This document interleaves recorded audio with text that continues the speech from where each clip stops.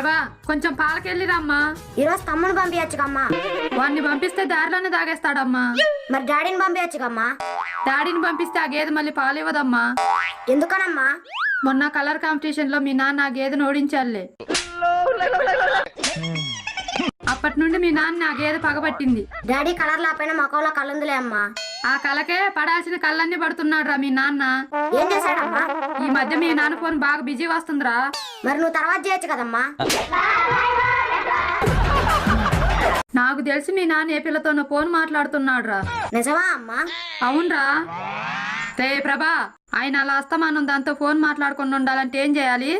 ఏముంది, వాళ్ళిద్దరిని కలిసి కూర్చొని మాట్లాడుకోమంటే సరిపోద్ది. మీరు ఎక్కడ తయారయ్యారా బాబు? వస్తారేంట్రా లైన్ లోకి?